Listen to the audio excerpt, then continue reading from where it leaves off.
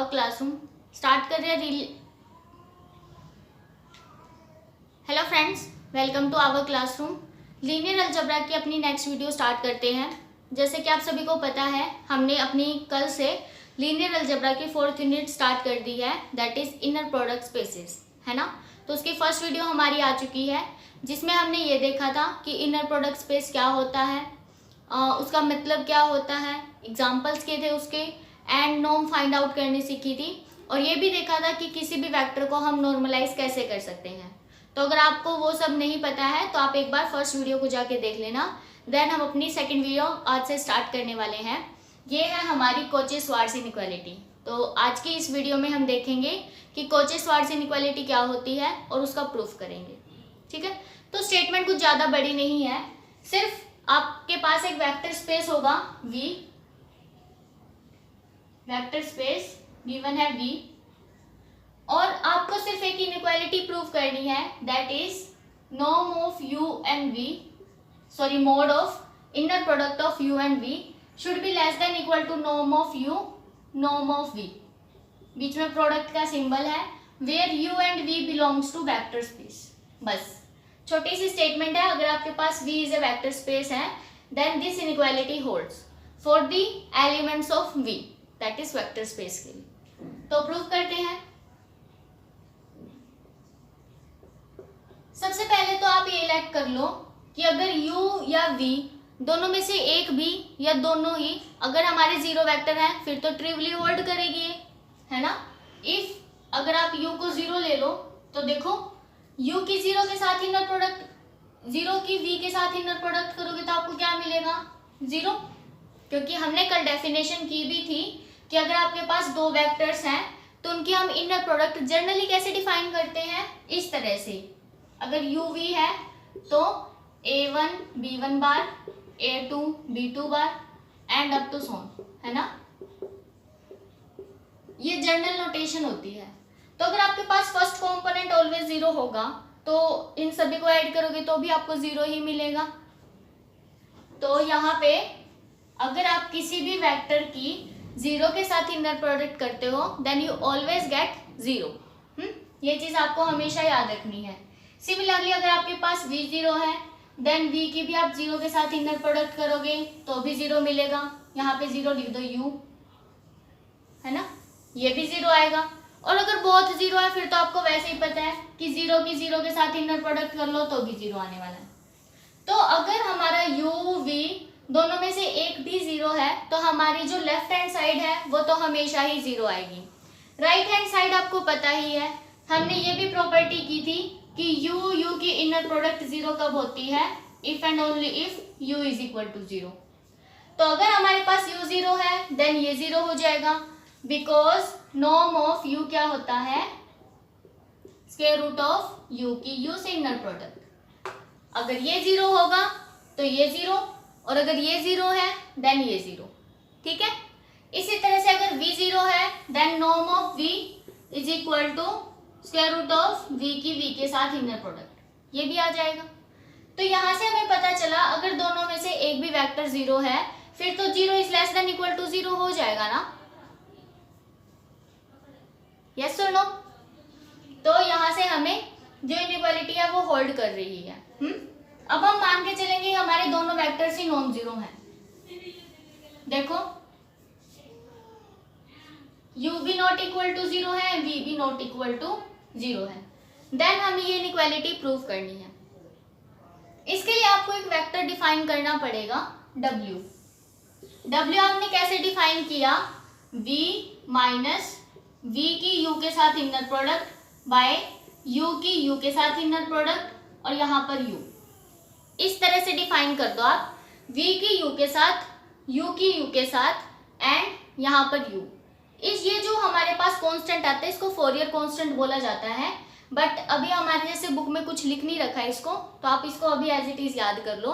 But this coefficient is known as Fourier coefficient. इसको क्या बोलते हैं, फोरियर कोफिशिएंट बोला जाता है। ठीक है, तो बस अभी हमें क्या करना है, अपना जो ये W है ना इसको इस तरह से बस एक बार याद कर लो, फिर आपका सारा प्रूफ हो जाएगा। अब हमने नॉर्म की डेफिनेशन लास्ट वाली वीडियो में की थी, नॉर्म ऑफ यू क्या होता है, स्क्वायर रूट ऑफ वी की यू के साथ इनर प्रोडक्ट। तो नॉर्म आपको अगर यू के साथ इनर प्रोडक्ट फाइंड आउट करनी है in the form of norm, तो आप क्या लिखोगे, बोथ साइड स्क्वायर कर देंगे। तो हम यहाँ पर इसकी वैल्यू ये भी पुट कर सकते हैं, आप ऐसे लिखो या ऐसे लिखो, एक ही बात है, ठीक है, या ऐसे लिख दो या ऐसे लिख दो। अब हमें देखो क्या करना है, अब बस आपको ना ये चीज फाइंड आउट करनी है, नॉर्म ऑफ W का स्क्वायर, बस सारा काम खत्म फिर आपका। तो नॉर्म ऑफ W का स्क्वायर का मतलब क्या होगा, W की W के साथ इनर प्रोडक्ट, तो W की W के साथ इनर प्रोडक्ट अभी करके देखते हैं क्या आएगी। इसकी करनी है, पहले ऐसे लिख लो W V minus V U के साथ inner product, norm of U का स्क्वायर U, ऐसे हो जाएगा। इसको थोड़ा ओपन करो, वी विल गेट W की U के साथ इनर प्रोडक्ट, पहले W की इस V के साथ करो, हो जाएगी, देन माइनस, अब की बार W की इसके साथ करेंगे, W कोमा V की U के साथ inner product by norm of U का स्क्वायर U, ये बन गया। फर्स्ट ये हमने U की है इसके साथ, W की V के साथ की, देन W की इसके साथ की, बीच में माइनस का साइन आ गया। अब मैंने आपको कल वाली वीडियो में भी बताया था कि अगर आप पीछे से स्केलर को कॉमन लेते हो तो उसका कंजुगेट बाहर आता है, तो अगर आप इस स्केलर को बाहर निकालना चाहते हो तो इसका कंजुगेट बाहर निकालना, तो ये किस तरह से बन जाएगा, WV माइनस VU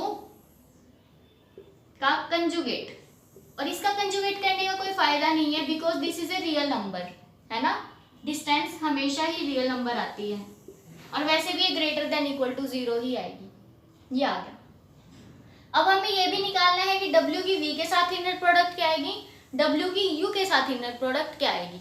चलो यहाँ पे भी W की वैल्यू पुट कर दो, W की वैल्यू ये है V माइनस V की इनर प्रोडक्ट U के साथ बाय नॉर्म ऑफ U का स्क्वायर, एंड साथ में U comma V, and this is as it is minus V की U के साथ inner product by norm of U का स्क्वायर, फिर से हम W की वैल्यू रख देते हैं V minus inner product of V की U के साथ conjugate by norm of U का स्क्वायर, नहीं यहाँ कंजुगेट नहीं है, U और इसकी किसके साथ, U के साथ, ठीक है, ये निकालते हैं। चलो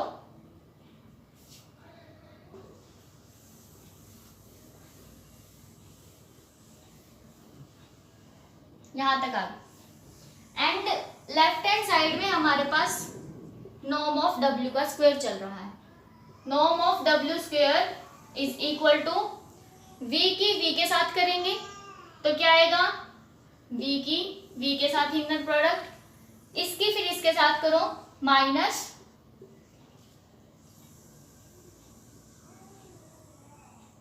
इस वाले वेक्टर की इसके साथ VU by norm of U का square U comma V, then फिर हम क्या करेंगे, ये हमारा as it is minus VU की कंजुगेट नॉर्म ऑफ U का स्क्वायर, पहले V की U के साथ करो फिर इसकी U के साथ करेंगे, तो पूरे के साथ मल्टीप्लाई में ये चलेगा, V की करो U के साथ माइनस, फिर माइनस ऑफ V की,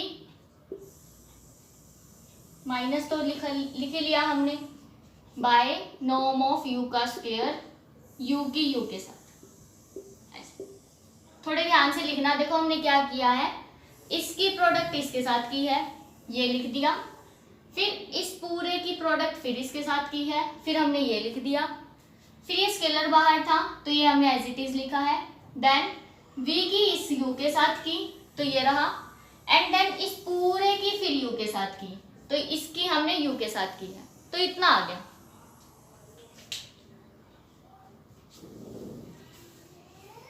चलो आगे देखो क्या बनेगा। बस इनको थोड़ा सा और सोल्व कर लेते हैं। जो हमारे स्केलर्स हैं इनको बाहर निकाल लेंगे। वी तो हो जाएगा हमारा नॉर्म ऑफ वी का स्क्वायर, नॉर्म ऑफ वी का स्क्वायर। एंड यहां से देखो फर्स्ट में से स्केलर को बाहर निकालना है, तो फर्स्ट में से स्केलर एज इट इज बाहर आ जाता है, तो minus V U by norm of U का स्क्वायर, और अंदर क्या बच जाएगा, यू की वी के साथ इनर प्रोडक्ट, यू की वी के साथ। देन ये as it is minus V की यू के साथ bar by norm of U का स्क्वायर, एंड अंदर हमारे पास क्या आएगा, v की u के साथ इनर प्रोडक्ट माइनस, अब यहां से भी आप बाहर किस में से निकाल रहे हो, फर्स्ट वाले में से ही, फर्स्ट वाले में से बाहर निकालोगे तो एज इट इज बाहर आएगा v की u के साथ inner product by norm of u का स्क्वायर, एंड देन u की u के साथ इनर प्रोडक्ट, इस तरह से आ गया। अब u की u के साथ इनर प्रोडक्ट करोगे तो नॉर्म ऑफ u का स्क्वायर, ये आ गया। अब इससे ये कैंसिल हो जाएगा, तो इससे इसको कैंसिल कर दो, ये कैंसिल कर दिया हमने।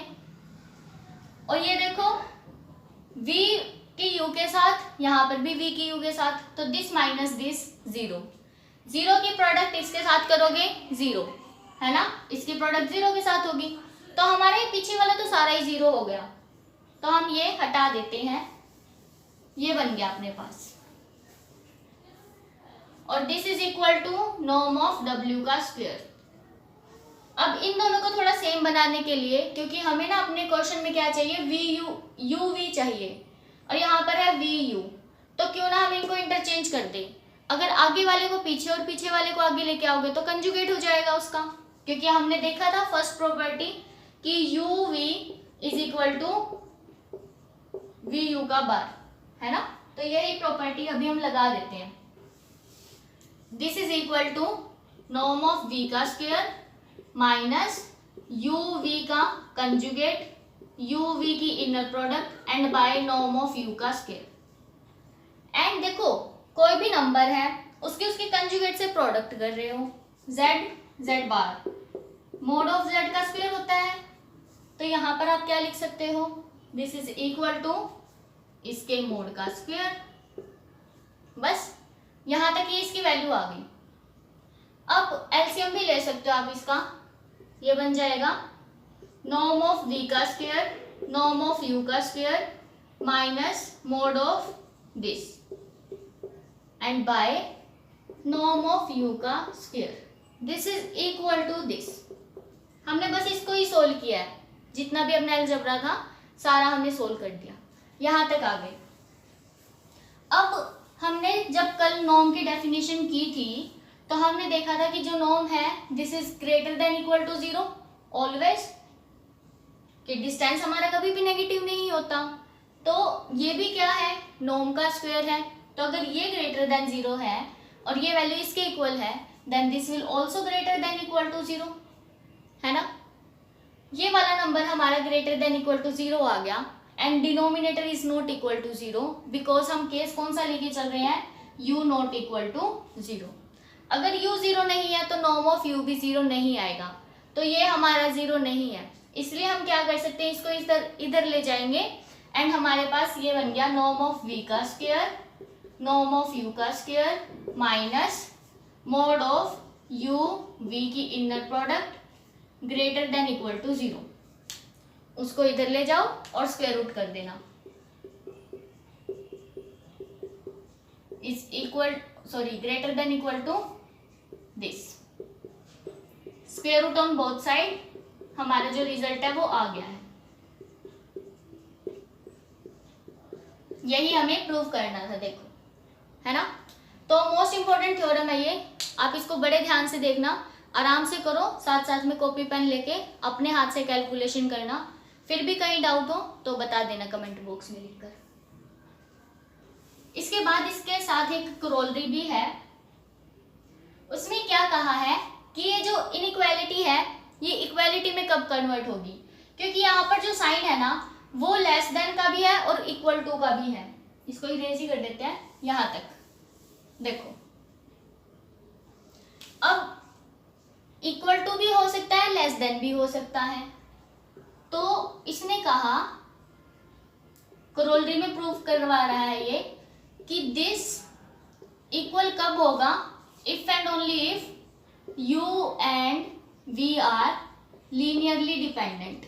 अगर वो लीनियरली डिपेंडेंट होंगे देन इक्वालिटी आ जाएगी, और अगर इक्वालिटी है then you and we are independent.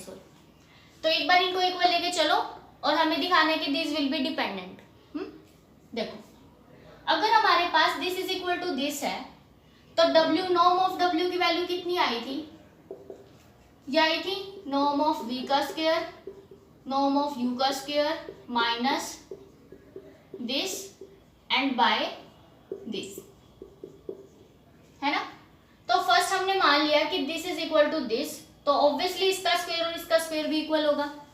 तो ये माइनस ये करोगे तो आपको 0 मिल जाएगा, है ना। तो हमारे पास क्या आ गया, 0। क्या आया, नॉर्म ऑफ W का स्क्वायर। अगर नॉर्म ऑफ W का स्क्वायर 0 आ रहा है तो इसका मतलब ये भी 0 आ रहा है, इसका मतलब यही होता है। और अगर किसी भी वेक्टर के खुद के साथ इनर प्रोडक्ट करने पे 0 आ जाता है तो इनर प्रोडक्ट की डेफिनेशन में ही लिखा गया है this implies W is equal to 0। और अगर W इज इक्वल टू 0 आ गया तो W की वैल्यू क्या थी, V minus VU UU and ये आ गया। देन V की वैल्यू क्या आ गई आपके पास, this one, and this is a scalar, क्योंकि हमने देखा था जो इनर प्रोडक्ट का आंसर होता है वो फील्ड में आता है ना। इनर प्रोडक्ट की डेफिनेशन देखो सभी, वहां पर क्या लिखा गया है, this is a function from V cross V to field. तो जो आंसर आएगा वो स्केलर आएगा। तो ये जो आंसर्स हैं हमारे, ये भी और ये भी, these are belongs to field, all those elements are scalars. तो ये स्केलर है। अगर कोई vector is equal to some यहाँ पर स्केलर एंड इनटू में सेकंड वेक्टर आ जाए तो इसका मतलब u and we are linearly dependent. तो हमें यही शो करना था, अगर हमारे पास इनइक्वालिटी इक्वालिटी में कन्वर्ट हो जाती है then you and we are dependent to each other, ये हमने शो कर दिया। अब हम उल्टा लेके चलेंगे, अगर u और v डिपेंडेंट है then we have to show this is equal to this, ये और प्रूव करते हैं।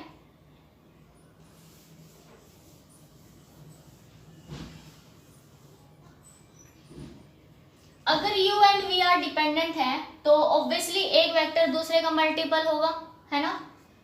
If u and v are dependent to each other then आपको एक scalar, there exist a scalar a, या फिर a मत लो, लैम्डा ले लो, there exist a scalar lambda belongs to field such that, आपको एक स्केलर ऐसा मिल जाएगा कि u is equal to lambda into v, है ना। u और v में एक स्केलर मल्टीप्लीकेशन की प्रॉपर्टी होल्ड हो जाएगी। तो अब ये देखो, यहाँ पे ये निकाल के देखते हैं और ये निकाल के देखते हैं इक्वल आता है या नहीं। Left hand side is equal to norm of u की, sorry inner product of u की v से निकालो। तो u की वैल्यू पुट कर दो, लैम्डा v v, फर्स्ट में से आपका लैम्डा कॉमन लोगे तो क्या आएगा, लैम्डा बाहर आ जाएगा v की v के साथ, एंड अगर दोनों साइड मोड लोगे तो इस तरह से बन जाएगा। तो इसको आप ऐसे लिख सकते हो, mod of lambda and mod of v v, and this is nothing equal to norm of v का स्क्वायर। ये हमारी लेफ्ट हैंड साइड आ गई। राइट हैंड साइड देखो, norm of u norm of v, u की value put कर दो, u की वैल्यू कितनी है, लैम्डा इंटू वी है, तो ये पुट करते हैं norm of lambda v and norm of v। इसको सॉल्व करो बस। इसको कैसे लिखोगे आप, this is equal to square root of lambda की v के साथ, लैम्डा की v के साथ, है ना, and this is as it is. अब इसको देखना, यहाँ से लैम्डा बाहर निकालोगे तो ये ऐसे आएगा, पीछे से बाहर निकालोगे तो लैम्डा का कंजुगेट बाहर आएगा, है ना। And v norm of v, this is become lambda bar is equal to mod of lambda का स्क्वायर। तो इसको आप कैसे लिखोगे, मोड ऑफ लैम्डा का square and this is norm of v का स्क्वायर। तो आप इनका स्क्वायर हटा सकते हो बाय स्क्वायर रूट। तो दिस इज बिकम यहाँ पे लैम्डा नॉर्म ऑफ वी, और इसको आप कैसे लिख सकते हो, इसका स्क्वायर लिख सकते हो। तो यही हमें प्रूव करना था। देखो लेफ्ट हैंड साइड भी यही आई है, राइट हैंड साइड भी यही आई है, when u and v are dependent. तो इसका मतलब अगर डिपेंडेंट है देन इक्वालिटी होल्ड्स, और अगर इक्वालिटी होल्ड कर रही है then u and v are dependent to each other. I hope सभी को ये कोचे-श्वार्ट्ज इनइक्वालिटी प्रूव समझ आ गई होगी। फिर भी अगर आपको डाउट हो तो आप कमेंट बॉक्स में लिख के बता सकते हैं। नेक्स्ट वीडियो में हम ट्रायंगल इनइक्वालिटी करेंगे। Thanks for watching.